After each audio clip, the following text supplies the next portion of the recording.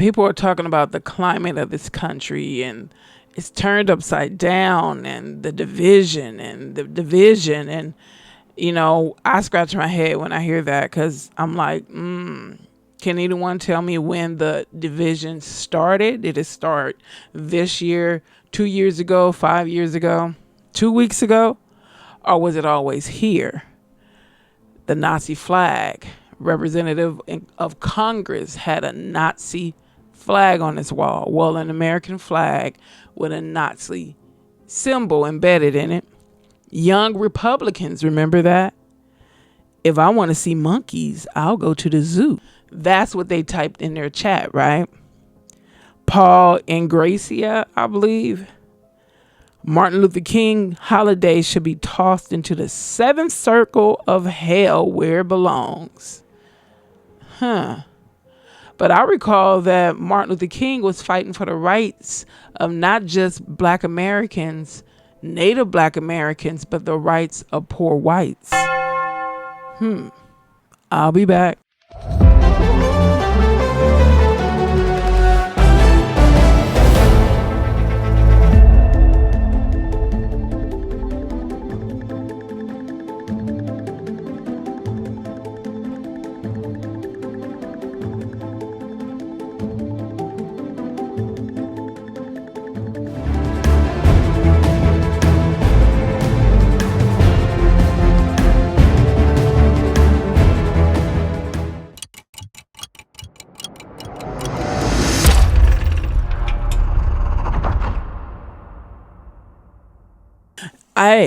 Hey, how you doing?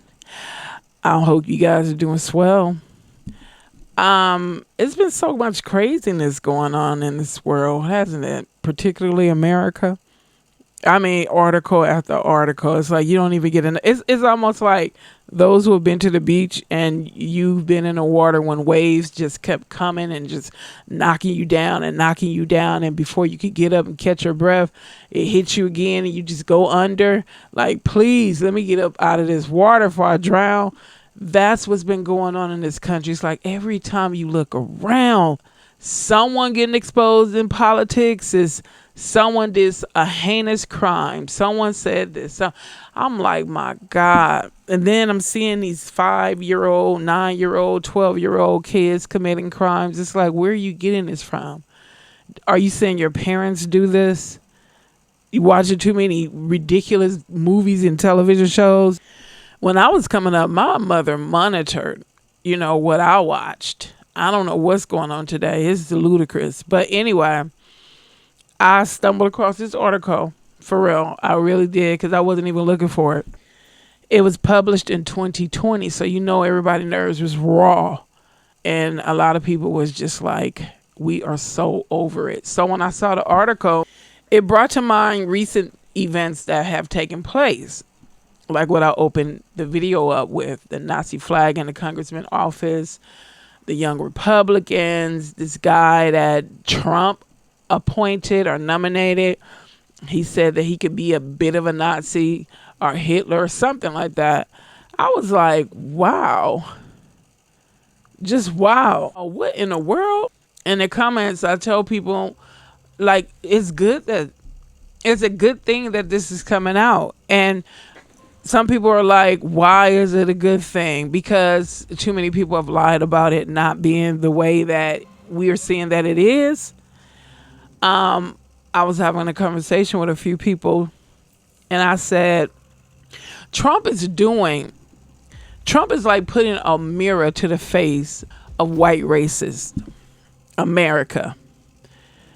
And I don't understand why you guys are so upset with what he's doing and acting like this is brand new. And I'm thinking about, if you were born and raised in this country and you have generations of people in this country, why are you acting like this is brand new? Trump is doing what racist white America does behind closed doors. What they're upset about is, some are upset because he's exposing them. So when you see the things that are done in the political arena, you think it's not done in other sectors?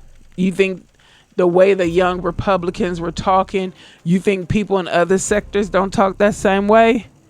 doctors, lawyers, education, finance. You think they don't talk that same way? Housing. They don't, the issue is not just what they're saying, it's the actions behind what they say.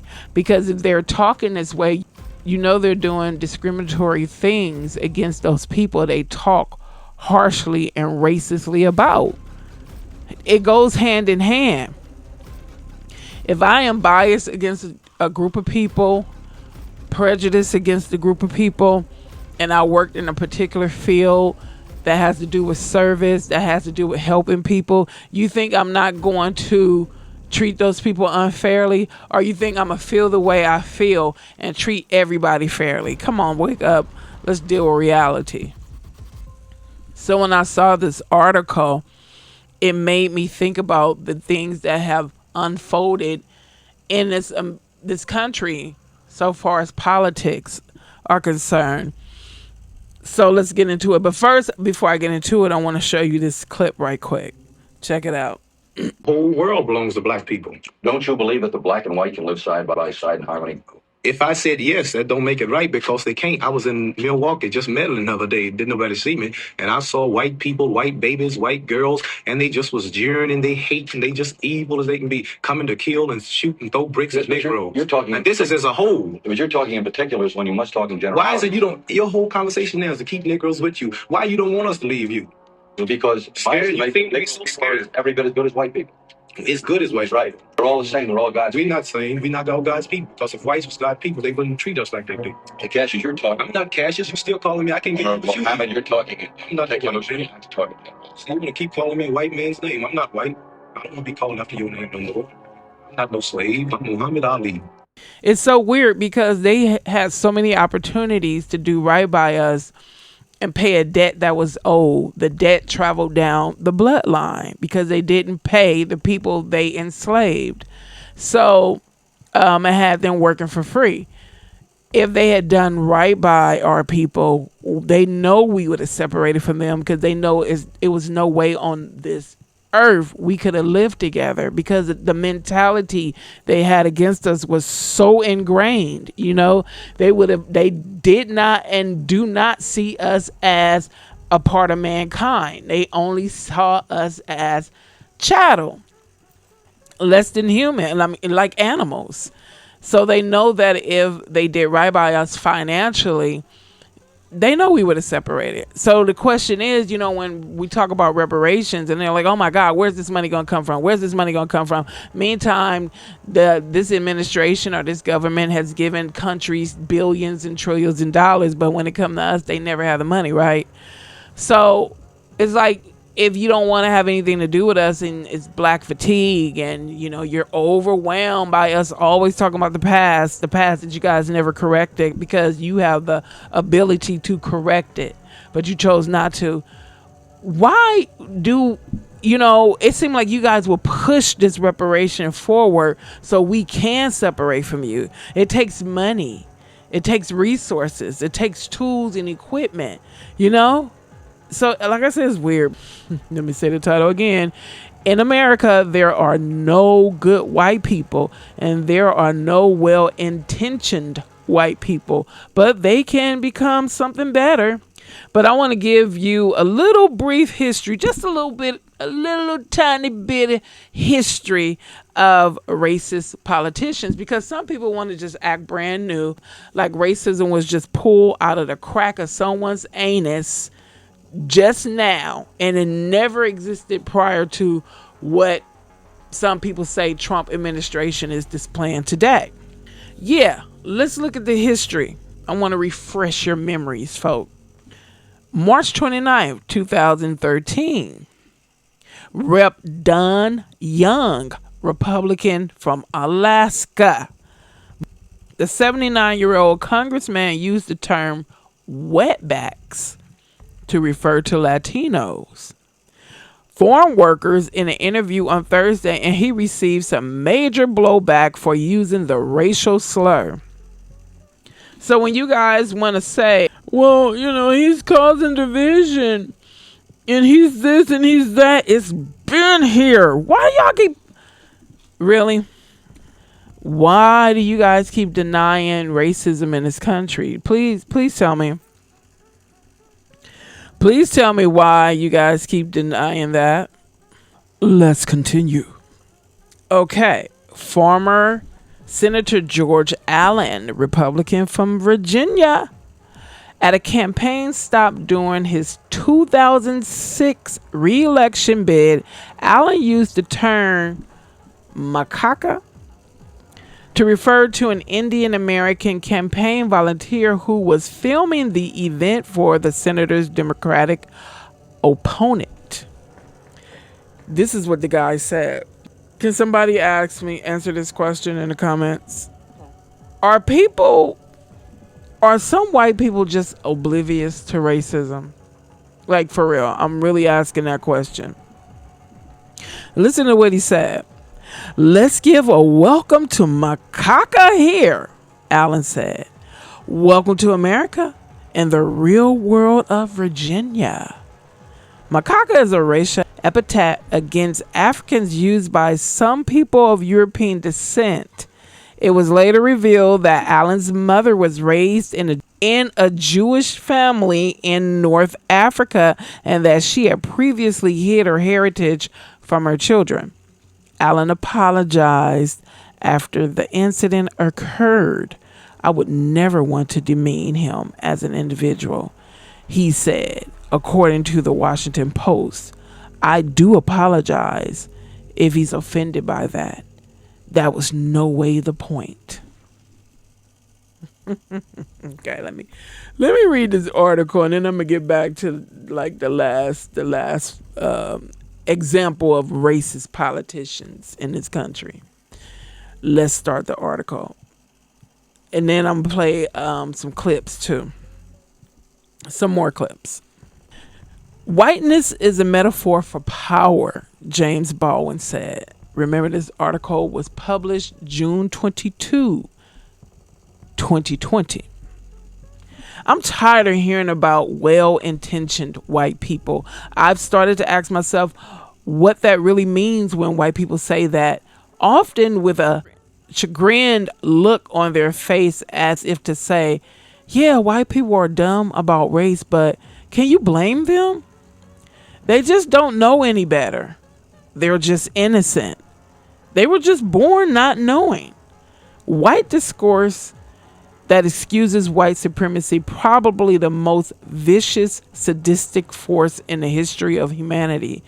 Ask non-white people to be duped again and again. White helplessness, especially in the feminine version, kills black people, kills indigenous people, kills people of color, gives white men an excuse to lynch and massacre in the name of white female virtue, when the lynching and massacres are in their own self-interest. But since white virtue can never be attained by non-white people, we are always the criminal. And the person who wrote this article, I believe they're of Asian. They identify as Asian. Like I said, 2020, a lot of folks was pissed off. Let's continue. Even when we're apologized to, the apologies are usually tainted by the poison of white virtue, a kind of photo negative of the way in which the white paint made by Liberty Paint and Ralph Ellison's Invisible Man needs that one drop of black paint or dope to make it that special bright white. So when a white person gets called out for something racist, no matter how major or minor, if they manage to make an apology, they usually say, despite my intentions, or I never meant to.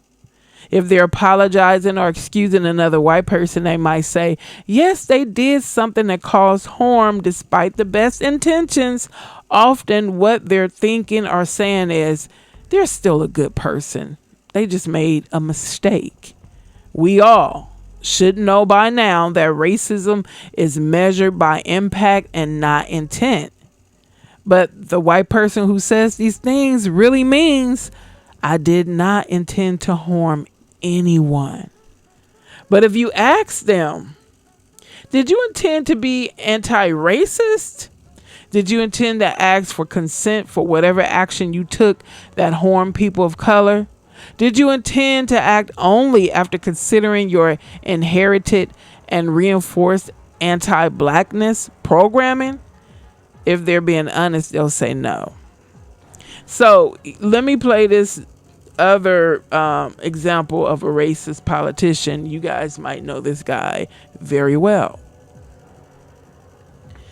Vice President Biden in 2007, the Senator Joe Biden, Democrat, found himself in hot water after he made a racially charged description of fellow Democrat Barack Obama, then an Illinois senator. Biden, who was on the cusp of announcing his presidential campaign, told the New York Observer of his rival Obama. I mean, you got the first mainstream African American who is articulate and bright and clean and a nice looking guy. I mean, that's a storybook, man. Biden's clean and articulate comment earned him bipartisan condemnation. His office issued an apology saying, "I deeply regret any offense my remark in the New York Observer might have caused anyone. That was not my intent, and I expressed that to Senator Obama." Let me play this clip for you right quick, and then I'm going to come back. Check this out. I also think that there's a different conversation, right? So I don't take any comfort that this is done in private, because if you say the N-word in private, you think it in public. And that means that at some point in my life, I may be sitting across somebody who thinks I'm the N-word. And so that person may be the person who has to give me a job one day, or the police officer that pulls me over one day, despite being articulate. The purpose of that clip was the part where she said, despite being articulate. That's how Biden described Barack Obama, and that's how a lot of white folks, describe black folks when they're surprised by how educated they sound. Like, oh my God, like when they say, oh my God, you speak so intelligently, so articulate. It's like, I thought you would sound like you were raised in a wild. Like, oh my God, you know how to speak so elegantly. You sound so educated.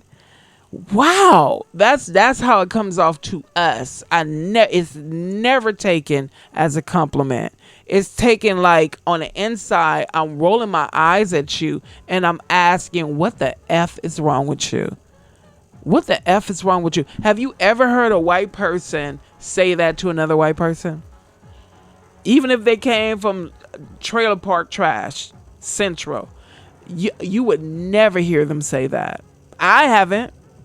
By the way, the clip was she was talking about the young Republicans, and if you're going to talk that way, racist in private, we can imagine how you affect regulations, policies, laws, and people who you say you despise. We can imagine how you treat them when it comes to doing business.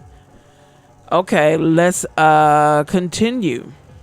And then she goes on to say, truly they, consciously or unconsciously, are some combo intended to get their needs met by 1. Asking an offensive, invasive, racialized question they intended to get their needs met. 2. Correcting some unprofessional, racialized behavior or appearance choice of a coworker of color. 3. Selecting the best candidate for the job regardless of color, meaning another white person, etc.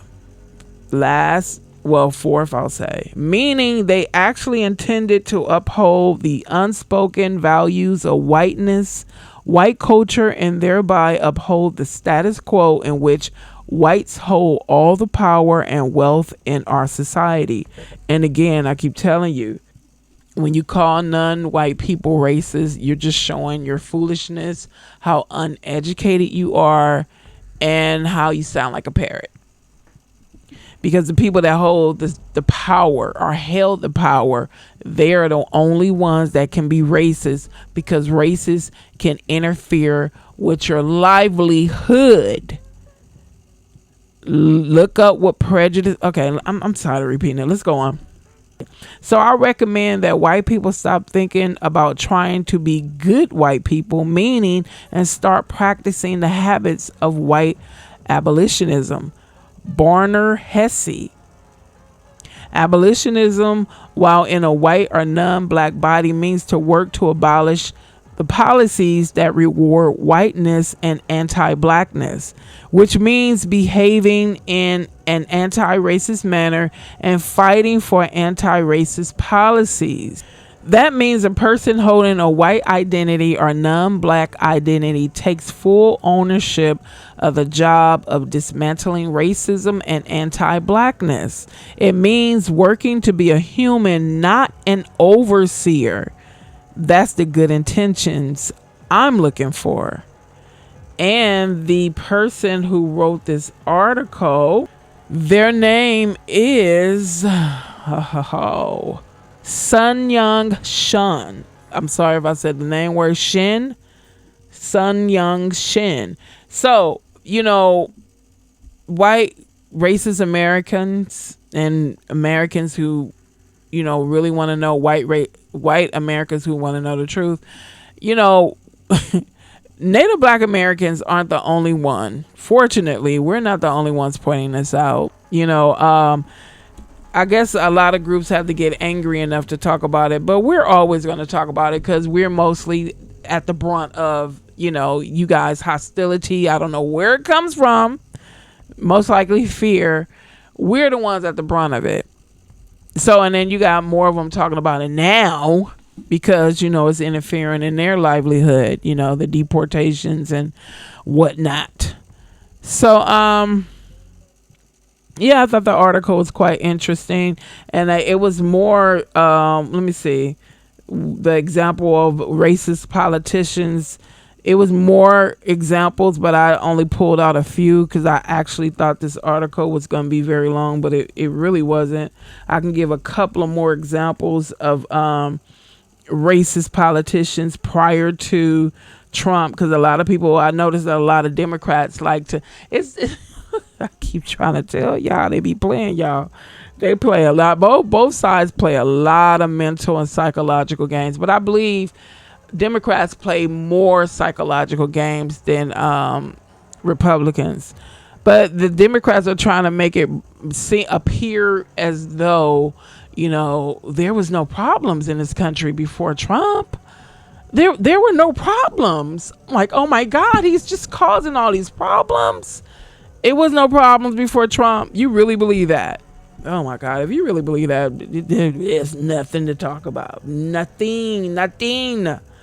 Okay, let me get one more. I'm going to say a couple more. When was this? In East Haven, let me see. Connecticut Mayor Joseph Matoro Jr., Republican, facing pressure over allegations in 2012 that his police department was racially profiling Latinos. East Haven Mayor Joseph Maturo struggled to come up with the right response. When asked during a local TV interview what he would do for the Latino community in light of the allegations of police harassment, he said, "I might have tacos when I go home." God. I'm not quite sure yet. I'm serious, white America. Please, can somebody be honest? Are a lot of white people that oblivious? Like, you really in your head don't know that what you're about to say is completely offensive and off the cuff? I guess not. He quickly backpedaled and apologized for the comment, but that didn't stop a torrent of criticisms from state and local officials as well as Latino groups. You guys must have grew up in a bubble. You really must have grown up in a bubble to not know. And then they come back like, I did not intend to offend you. I did not. I thought that I was I was paying your culture homage because we love tacos. Crazy ass people. And then check this last one out because I'm done. Listen to this one. State Senator Jake Knotts, Republican. This is what he said. 2010. South Carolina Senator Jake Knotts went on a racially motivated tirade against then gubernatorial candidate Nikki Haley and President Obama. We already got one rag head in the White House. We don't need another in the governor's mansion. Knotts, a Haley opponent, said during an appearance on an online political talk show. Video of the rant that later surfaced showed that Knotts went off on Haley's parents, saying that South Carolina voters would find out that her daddy wears a turban around Lexington and her mommy has a ruby between her head. Haley's parents are immigrants from India, but she later converted and became a Methodist. President Obama is also a Christian. I've never seen a... Okay, I'm not even going to say anymore, but let me go on. Since my intended humorous context was lost in translation, that's what Knott said. His humorous... That's another thing they do. They'll say they were joking. Yep. They'll say they were joking or it was a prank.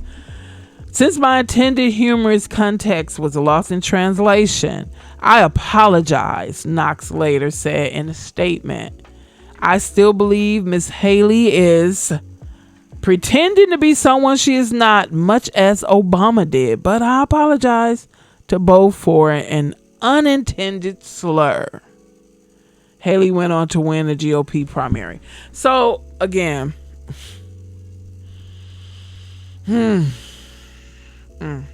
Okay. Let me play one more. I'm speechless because he said it was let me see what he said. It was a intended humorous context.